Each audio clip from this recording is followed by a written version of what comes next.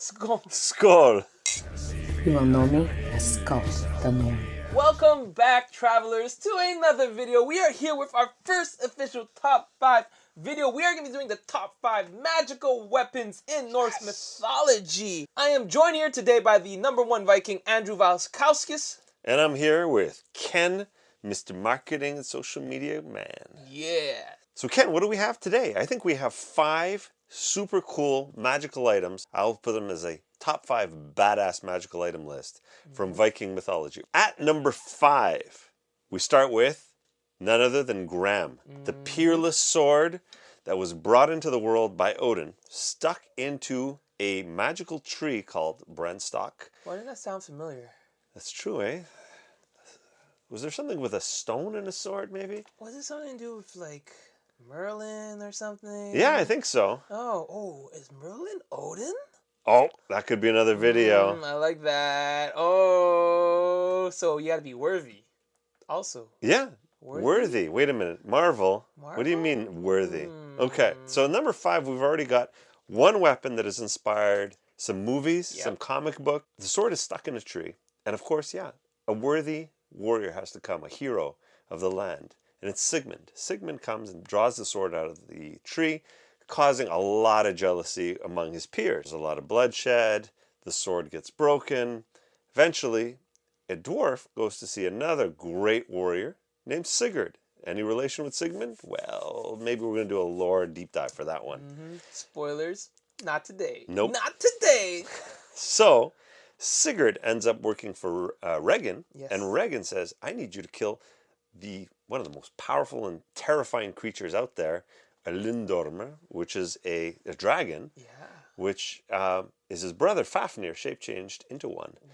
And he's guarding the greatest treasure of all, Fafnir's treasure. What? Mind blown.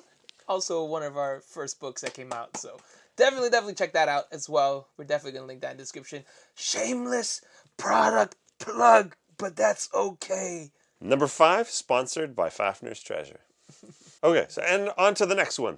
Number 4, we got Gungnir, which is the spear by the one and only Odin. It is a spear that never misses. So the wielder can throw the spear and it will hit the person no matter what. And I did specifically say the wielder because Odin actually gave his spear to Dag, a lesser warrior. So Dag could throw the spear and kill Hogni and get him to turn into an harrier.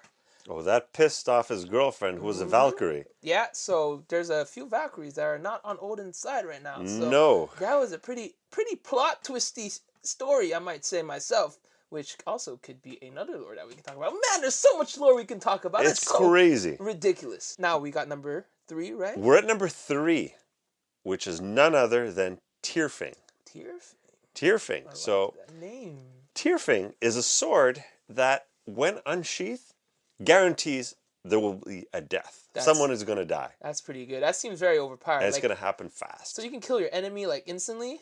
Enemy or an innocent bystander, but someone's going to go. That's really good. That's a good drawback. It's a very powerful weapon. It was a weapon wielded by a berserker named Agantyr. And he and his fellows went around raiding and pillaging and basically carved out a nice little kingdom for themselves, some riches, and eventually he was buried with his weapon. But, well, you know what? His granddaughter came around and said, hey, wait a minute.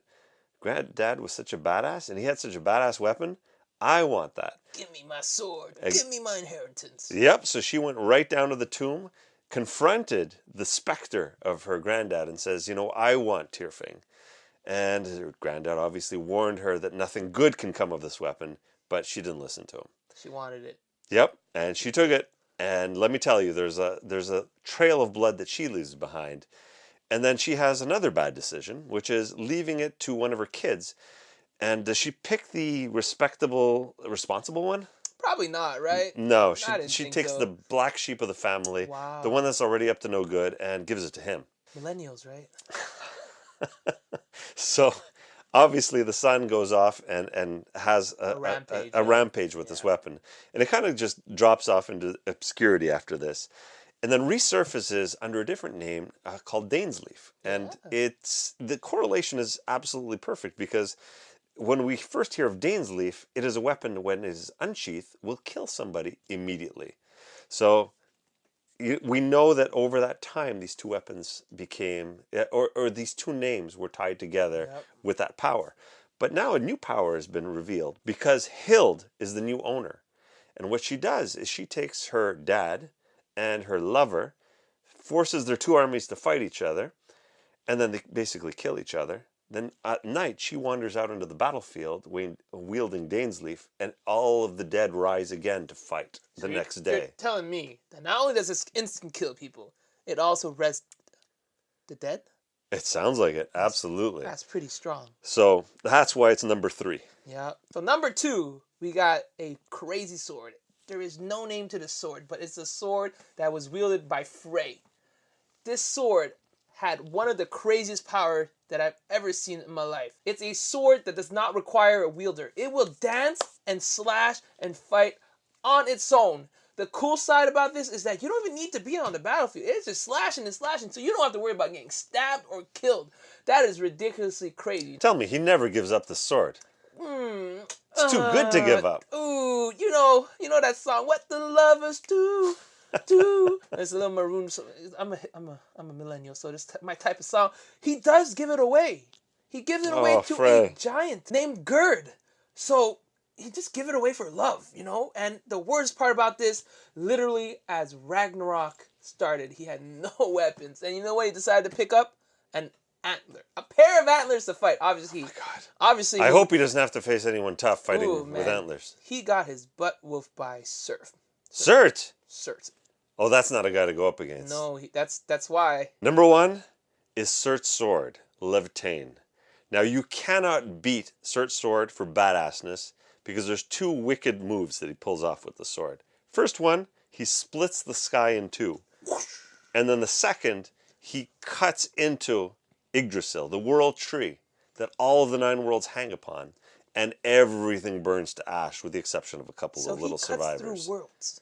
The World Slayer. It's the World Slayer sword, Levitain. Literally cut through everything. Yep.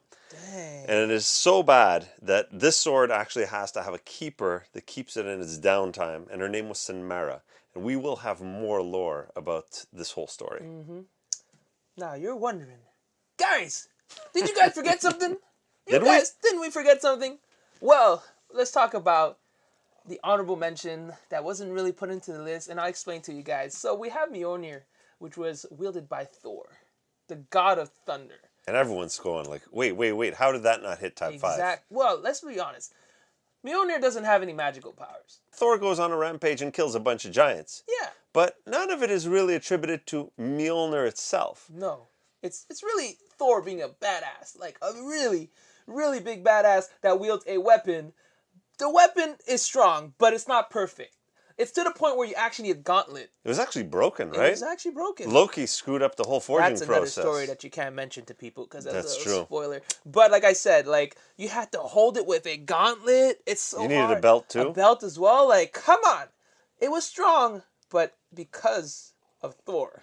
Nothing else. Thor is just a badass. Again, that can segue to our top 10 heroes that we might be doing soon. Oh yeah. My God. You guys have your top 10? Because we've got ours. Coming and we're soon. packing. Alright, that's it for today. Hopefully you guys enjoyed the video. If you did, please smash that like button. We would appreciate it a lot. Again, let us know in the comments down below if you guys agree or disagree with our list. And if you disagree, let us know what is your list and why your list is there. If you guys want to see more of this type and make sure to not miss an upload, make sure to hit that subscribe button. Hit the bell for notification. A link to our Patreon in the description below. And you guys are going to get this content early. And we will appreciate your backing of not only this channel, but other really cool projects like our graphic novel. Skål! Skål! Safe travels.